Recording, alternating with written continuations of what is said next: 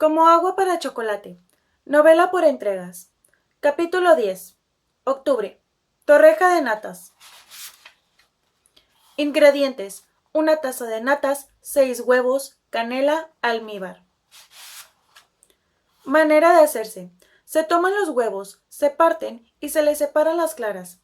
Las 6 yemas se revuelven con las tazas de las natas. Se baten estos ingredientes hasta que se torne ralo el batido. Entonces se vierte sobre una cazuela previamente untada con manteca. Esta mezcla, dentro de la tartera, no debe sobrepasar un dedo de altura. Se pone sobre la hornilla a fuego muy bajo y se deja cuajar. Tita estaba preparando estas torrejas a petición expresa de Gertrudis, pues era su postre favorito.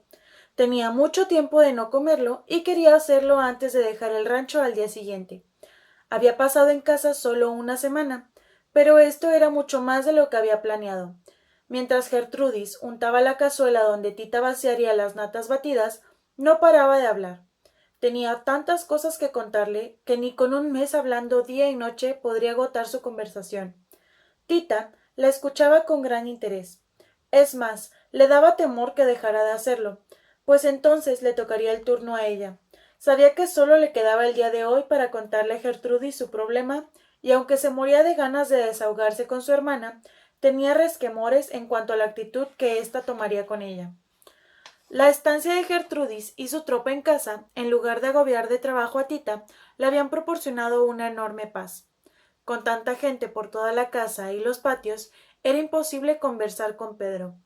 Ya no se diga encontrarse con él en el cuarto oscuro. Esto tranquilizaba a Tita, pues aún no estaba preparada para hablar con él. Antes de hacerlo, quería analizar bien las posibles soluciones que tenía el problema de su embarazo y tomar una determinación. Por un lado estaban ella y Pedro, y por el otro estaban su hermana en total desventaja. Rosaura no tenía carácter, le importaba mucho aparentar en la sociedad, seguía gorda y pestilente, pues ni con el remedio que Tita le dio pudo aminorar su intenso problema. ¿Qué pasaría si Pedro la abandonaba por ella? ¿Qué tanto le afectaría a Rosaura?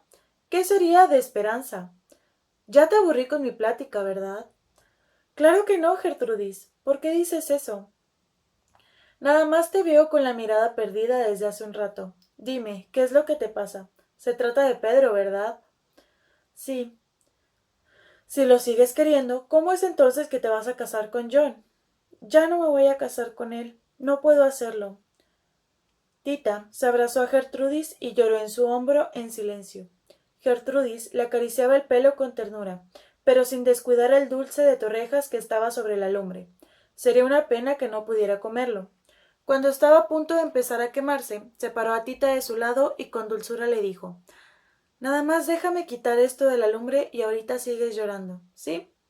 A Tita no pudo menos que causarle risa que en estos momentos Gertrudis estuviera más preocupada por el futuro de las torrejas que por el de ella. Claro que esta actitud era comprensible, pues por un lado Gertrudis ignoraba la gravedad del problema de su hermana y por otro tenía un gran antojo de comer torrejas. Secándose las lágrimas, Tita misma retiró del fuego la cazuela, pues Gertrudis se quemó las manos al tratar de hacerlo.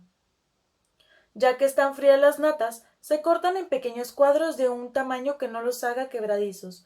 Por último, se echan en almíbar y se polvorean con canela molida. Mientras dejaban enfriar las natas para poder capearlas después, Tita le confió a Gertrudis todos sus problemas. Primero le mostró lo inflamado que tenía el vientre y cómo sus vestidos y faldas ya no le cerraban. Luego le contó cómo por las mañanas al levantarse sentía mareos y náusea, cómo el busto le dolía tanto que nadie se lo podía tocar, y al último, así como quien no quiere la cosa, le dijo que esto tal vez, quién sabe, a lo mejor, lo más posible, era porque estaba un poquito embarazada. Gertrudis le escuchó con calma, y sin impresionarse en ningún momento. En la Revolución ella ha visto y oído cosas mucho peores que esta. Y dime, ¿ya lo sabe Rosaura? No, no sé qué es lo que haría si se enterara de la verdad. La verdad, la verdad. Mira, Tita, la mera verdad es que la verdad no existe. Depende del punto de vista de cada quien. Por ejemplo, en tu caso, la verdad podría ser que Rosaura se casó con Pedro a la mala, sin importarle un comino que ustedes verdaderamente se querían. ¿Verdad que no miento? Mira, mamá ya murió, y verdad de Dios que ella sí que no entendía razones, pero con Rosaura es distinto. Ella bien que sabe la verdad, y la que tiene que entender es más. Creo que en el fondo siempre la ha entendido. Así que a ustedes no les queda otra que hacer valer su verdad y punto. ¿Me aconsejas entonces que hable con ella? Mira, en lo que yo te digo, lo que haría en tu lugar, ¿por qué no vas preparando el almíbar para mis torrejas? Digo, para ir adelantando, porque la verdad es que ya se está haciendo tarde. Tita, acepto la sugerencia y principio a elaborar el almíbar, sin perder detalle de las palabras de su hermana. Gertrudis estaba sentada de frente a la puerta de la cocina que daba al patio trasero. Tita estaba al otro lado de la mesa y dando la espalda a la puerta, por lo que era imposible que viera venir a Pedro, caminando hacia la cocina, cargando un costal de frijol para alimentar a la tropa. Entonces, Gertrudis, con su gran práctica en el campo de batalla, midió estratégicamente el tiempo que Pedro tardaría en cruzar por el umbral de la puerta para, en ese preciso instante, dispararle estas palabras. Y creo que entonces sería bueno que Pedro se enterara que esperas un hijo suyo. Con gran éxito dio en el blanco. Pedro, fulminado, dejó caer el costal al piso. Se moría de amor por Tita. Esta giró asustada y descubrió a Pedro que la miraba emocionado hasta las lágrimas. ¡Pedro! ¡Qué casualidad que llega! Mi hermana tiene algo que decirle. ¿Por qué no va a la huerta a platicar mientras yo termino el almíbar? Tita no sabía si recriminarle o agradecerle a Gertrudis su intervención. Más tarde hablaría con ella, pero ahora no le quedaba de otra que hacer lo propio con Pedro. En silencio, Tita le dio a Gertrudis la vasija que tenía en las manos, donde había empezado a preparar el almíbar. Sacó del cajón de la mesa un arrugado papel con la receta escrita en él, y se lo dejó a Gertrudis por si acaso lo necesitaba. Salió de la cocina, seguida por Pedro. Claro, Gertrudis necesitaba de la receta. Sin ella sería incapaz de hacer nada. Con cuidado empezó a leerla y a tratar de seguirla. Se bate una clara de huevo en medio cuartillo de agua para cada 2 libras de azúcar o piloncillo. 2 claras de huevo en un cuartillo de agua para 5 libras de azúcar y en la misma proporción para mayor o menor cantidad. Se hace hervir el almíbar hasta que suba 3 veces, calmando el hervor con un poco de agua fría, que se echará cada vez que suba. Se aparta entonces del fuego, se deja reposar y se espuma. Se le agrega después otra poca de agua junto con un trozo de cáscara de naranja, anís y clavo al gusto y se deja hervir. Se espuma otra vez y cuando ha alcanzado el grado de conocimiento llamado de bola, se cuela en un tamiz o en un lienzo tupido sobre un bastidor. Gertrudis leía la receta como si leyera jeroglíficos. No entendía a cuánta azúcar se refería al decir 5 libras, ni qué era un cuartillo de agua y mucho menos cuál era el punto de bola. La que estaba verdaderamente hecha bolas era ella. Salió al patio a pedirle a Chencha su ayuda. Chencha estaba terminando de repartir frijoles a los correligionarios de la quinta mesa del desayuno. Esta era la última que tenía que servir, pero en cuanto terminara de dar de comer a esta mesa, ya tenía que poner la próxima para que los revolucionarios que habían ingerido sus sagrados alimentos en la primera mesa del desayuno pasaran a comer. Y así sucesivamente, hasta las 10 de la noche en que terminaba de servir la última mesa de la cena, por lo que era claramente comprensible que estuviera de lo más violenta e irritable contra todo aquel que se acercara a pedirle que hiciera un trabajo extra. Gertrudis no era la excepción, por muy general que fuera. Chencha se negó terminantemente a proporcionarle su ayuda. Ella no formaba parte de su tropa, ni tenía por qué obedecerla ciegamente como lo hacían todos los hombres bajo su mando. Gertrudis estuvo entonces tentada a recurrir a su hermana, pero su sentido común se lo impidió. No podía interrumpir de ninguna manera a Tita y a Pedro en estos momentos, tal vez los más decisivos de sus vidas. Tita caminaba lentamente entre los árboles frutales de la huerta. El olor a azahar se confundía con el aroma a jazmines característico de su cuerpo. Pedro, a su lado, la llevaba del brazo con infinita ternura. ¿Por qué no me lo había dicho? Porque primero quería tomar una determinación. ¿Y ya la tiene? No. Pues yo creo que es conveniente, antes de que la tome, Que sepa que para mí, tener un hijo con usted es la mayor dicha que podría alcanzar, y para gozarla como se debe me gustaría que nos fuésemos muy lejos de aquí. No podemos pensar solo en nosotros. También existen en el mundo Rosaura y Esperanza. ¿Qué va a pasar con ellas? Pedro no pudo responderle. No había pensado en ellas hasta ahora, y la verdad, no deseaba lastimarlas ni dejar de ver a su pequeña hija. Tenía que ver una solución benéfica para todos. Él tendría que encontrarla. Al menos de una cosa estaba seguro. Tita ya no se iría del rancho con John Brown. Un ruido a sus espaldas los alarmó. Alguien caminaba tras ellos. Pedro, de inmediato, soltó el brazo de Tita y giró disimuladamente la cabeza para ver de quién se trataba. Era el pulque, que harto de escuchar los gritos de Gertrudis en la cocina, buscaba un mejor lugar donde dormir. De cualquier manera, decidieron posponer su conversación para otro momento. Había demasiada gente por toda la casa, y era riesgoso hablar de estas cosas tan privadas. En la cocina, Gertrudis no lograba que el sargento Treviño dejara el almíbar como ella deseaba, por más órdenes que le daba. Estaba arrepentida de haber confiado en Treviño para tan importante misión. Pero como Gertrudis preguntó a un grupo de rebeldes que quién sabía cuánto era una libra, y él rápidamente respondió que una libra correspondía a 460 gramos y un cuartillo a un cuarto de litro, ella creyó que sabía mucho de cocina, y no era así. La verdad, era la primera vez que Treviño le fallaba en algo que ella le encomendara. Recordaba una ocasión en que había tenido que descubrir a una espía que se había infiltrado entre la tropa.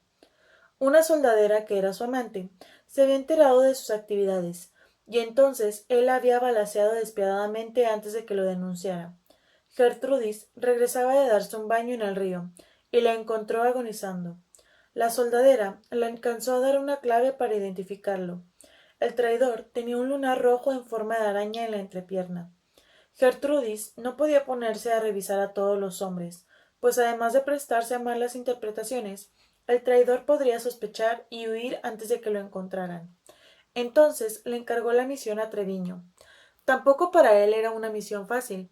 Lo que podían pensar de su persona era peor de lo que pensarían de Gertrudis si se ponía a husmear en las entrepiernas de todos los hombres de la tropa. Treviño entonces esperó pacientemente hasta llegar a Saltillo. Inmediatamente después de que entraron a la ciudad, se dio a la tarea de recorrer cuanto burdel existía y a conquistar a todas las prostitutas de cada lugar, valiéndose de no sé cuántas artes. Pero la principal era que Treviño las trataba como damas, las hacía sentirse como reinas.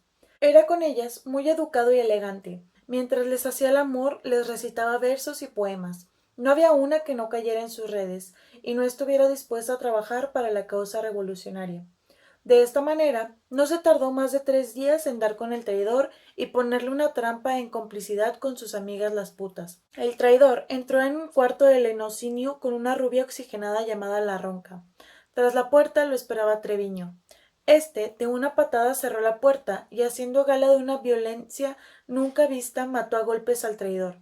Ya sin vida, le cortó los testículos con un cuchillo. Cuando Gertrudis le preguntó por qué lo había matado con tanta hazaña y no simplemente de un balazo, él respondió que había sido un acto de venganza. Hacía tiempo, un hombre que tenía en la entrepierna un lunar rojo en forma de araña había violado a su madre y a su hermana. Esta última se lo había confesado antes de morir. De esta manera quedaba lavado el honor de su familia. Ese fue el único gesto salvaje que Treviño tuvo en su vida. De ahí en fuera, era la persona más fina y elegante hasta para matar. Siempre lo hizo con gran pundonor. A partir de la captura del espía, a Treviño le quedó la fama de mujeriego empedernido, y no estaba muy alejada de la realidad. Pero el amor de su vida siempre fue Gertrudis. Muchos años trató de conquistarla en vano, pero sin perder las esperanzas, hasta que Gertrudis se encontró nuevamente con Juan. Entonces se dio cuenta de que la había perdido para siempre. Ahora solo le servía como un perro guardián, cuidándole las espaldas sin despegársele un solo segundo. Era uno de los mejores soldados en el campo de batalla, pero en la cocina no tenía nada que hacer. Sin embargo, a Gertrudis le daba pena correrlo de ahí, pues Treviño era muy sentimental, y cuando ella lo reprendía por algo le daba por la bebida. Así es que no le quedó otra que apechugar su error de elección y tratar de que todo saliera lo mejor posible. Entre los dos, cuidadosamente, leyeron paso a paso la mentada receta tratando de interpretarla. Si se requiere más puro el almíbar, como se necesita para endulzar los licores, después de las operaciones referidas, se cantea el cazo o vasija que lo contiene, se deja reposar y se decanta, o lo que es lo mismo, se separa de los asientos con el menor movimiento posible. En la receta no se explicaba lo que era el punto de bola, así que Gertrudis le ordenó al sargento que buscara la respuesta en un gran libro de cocina que estaba sobre el trastero. Treviño se esforzaba por encontrar la información deseada, pero apenas sabía leer. Con su dedo recorría lentamente las palabras del libro, ante la impaciencia de Gertrudis. Se distinguen muchos grados de conocimiento del almíbar: almíbar en punto lisado, almíbar en punto lisado alto, almíbar de punto perlado, almíbar de punto aperlado alto, almíbar de punto soplado, almíbar en punto de pluma, almíbar de punto y almíbar de punto de caramelo, almíbar de punto de bola. Por fin, aquí está lo del punto de bola, mi generala. A ver, trae acá, ya me desesperaste. Gertrudis le leyó al sargento las instrucciones con fluidez y en voz alta. Para conocer si el almíbar está en este punto, se remojan los dedos en un cubilete o jarro de agua fría y se coge el almíbar, volviéndolos a meter con prontitud en el agua. Si al enfriarse el almíbar se hace bola y se maneja como pasta, está cocido al grado o punto de bola. ¿Entendiste? Sí, pues creo que sí, mi generala. Más te vale, porque si no te juro que te mando a fusilar. Gertrudis había logrado por fin reunir toda la información que buscaba. Ahora solo le faltaba que el sargento preparara bien el almíbar y podría finalmente comer sus tan ansiadas torrejas. Treviño, teniendo muy presente la amenaza que pasaba sobre su cabeza si no cocinaba correctamente para su superior, cumplió con su misión a pesar de su inexperiencia. Todos lo festejaron mucho. Treviño estaba de lo más feliz. Él mismo le llevó a Tita a su recámara una torreja que le mandaba Gertrudis para que le diera el visto bueno. Tita no había bajado a comer y se la había pasado la tarde en cama. Treviño entró a la recámara y la depositó sobre una mesita que Tita utilizaba precisamente para cuando quería comer ahí y no en el comedor. Le agradeció mucho su atención y lo felicitó, pues las torrejas realmente estaban deliciosas. Treviño se lamentó de que Tita se sintiera indispuesta, pues le hubiera encantado pedirle que le concediera una pieza en el baile que se había organizado en el patio para despedir a la generala Gertrudis. Tita le prometió que bailaría encantada con él si es que se animaba a bajar a la fiesta. Treviño se retiró rápidamente para irle a platicar con orgullo a toda la tropa lo que Tita le había dicho. En cuanto el sargento salió, Tita se recostó nuevamente en la cama. No tenía ningún deseo de moverse de ahí. La inflación en el vientre no le permitía estar sentada por mucho tiempo. Tita pensó en la cantidad de veces en que había puesto a germinar trigo, frijoles, alfalfa y algunas otras semillas o granos, sin tener idea de lo que éstas sentían al crecer y cambiar de forma tan radicalmente. Ahora le admiraba la disposición con que abrían su piel y dejaban que el agua las penetrara libremente, hasta hacerlas reventar para dar paso a la vida. Con qué orgullo dejaban salir de su interior la primera punta de la raíz, con qué humildad perdían su forma interior, con qué donaire mostraban al mundo sus hojas. A Tita le encantaría ser una simple semilla, no tener que dar cuentas a nadie de lo que se estaba gestando en su interior y poder mostrarle al mundo su vientre germinado sin exponerse al rechazo de la sociedad. Las semillas no tenían ese tipo de problemas, sobre todo no tenían madre a las que temer ni miedo a que las enjuiciaran. Bueno, Tita físicamente tampoco tenía madre, pero aún no podía quitarse de encima la sensación de que le caería de un momento a otro un fenomenal castigo del más allá, auspiciado por mamá Elena. Esta sensación le era muy familiar. La relacionaba con el temor que sentía cuando en la cocina no seguía las recetas al pie de la letra. Siempre lo hacía con la certeza de que mamá Elena la descubriría, y en lugar de festejarle su creatividad, la reprendería fuertemente por no respetar las reglas. Pero no podía evitar la tentación de transgredir las fórmulas tan rígidas que su madre quería imponerle dentro de la cocina y de la vida. Permaneció un buen rato descansando, recostada sobre la cama, y solo se volvió a levantar cuando escuchó a Pedro cantar bajo su ventana una canción de amor. Tita llegó de un brinco a la ventana y la abrió. ¿Cómo era posible que Pedro se le ocurriera tal atrevimiento? En cuanto lo vio, supo por qué. A Lengua se le veía que estaba borrachísimo. A su lado, Juan lo acompañaba con la guitarra. Tita se asustó mucho. Ojalá que Rosaura ya estuviera dormida. O si no, la que se iba a armar. Mamá Elena entró furiosa a la habitación y le dijo: «Ya viste lo que estás ocasionando. Pedro y tú son unos desvergonzados. Si no quieres que la sangre corra en esta casa, vete a donde no puedas hacerle daño a nadie, antes de que sea demasiado tarde. La que se debería de ir es usted. Ya me cansé de que me atormente.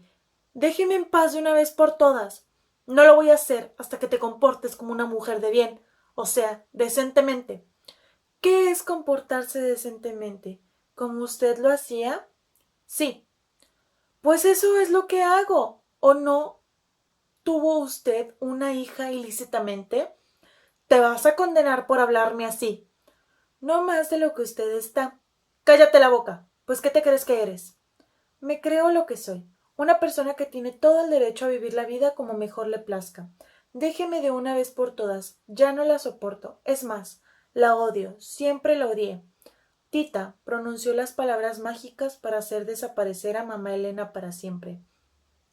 La impotente imagen de su madre empezó a empequeñecer hasta convertirse en una diminuta luz. Conforme el fantasma se desvanecía, el alivio crecía dentro del cuerpo de Tita. La inflación del vientre y el dolor de los senos empezaron a ceder. Los músculos del centro de su cuerpo se relajaron, dando paso a la impetuosa salida de su menstruación. Esta descarga, tantos días contenida, mitigó sus penas. Respiró profundamente y tranquilamente. No estaba embarazada. Pero no con esto terminaban sus problemas. La pequeña luz a la que fue reducida la imagen de mamá Elena empezó a girar rápidamente. Atravesó el cristal de la ventana y salió disparada hacia el patio, como un buscapiés enloquecido. Pedro, en su borrachera, no se dio cuenta del peligro. Cantaba muy contento Estrellita de Manuel M. Ponce bajo la ventana de tinta. Atravesó el cristal de la ventana y salió disparada hacia el patio como un buscapiés enloquecido. Pedro, en su borrachera, no se dio cuenta del peligro. Cantaba muy contento Estrellita de Manuel M. Ponce bajo la ventana de Tita, rodeado de revolucionarios igual de tomados que él. Gertrudis y Juan tampoco olieron la desgracia. Bailaban como dos adolescentes recién enamorados a la luz de uno de los tantos quinques de petróleo que estaban diseminados por todo el patio para alumbrar la fiesta. De pronto, el buscapiés se acercó a Pedro, girando vertiginosamente y con furia hizo que el quinque más cercano a él estallara en mil pedazos. El petróleo esparció las llamas con rapidez sobre la cara y el cuerpo de Pedro. Tita, que estaba terminando de tomar las medidas adecuadas para recibir su menstruación, escuchó el alboroto que el accidente de Pedro provocaba. Precipitadamente llegó hasta la ventana, la abrió y vio a Pedro corriendo por todo el patio, convertido en una antorcha humana. Entonces Gertrudis le alcanzó, se arrancó de un tirón la falda de su vestido y con ella cubrió a Pedro, derribándolo sobre el piso. Tita no supo cómo bajó las escaleras, pero llegó al lado de Pedro en solo 20 segundos. Gertrudis le quitaba en ese momento la ropa humeante. Pedro aullaba de dolor. Tenía quemaduras por todo el cuerpo.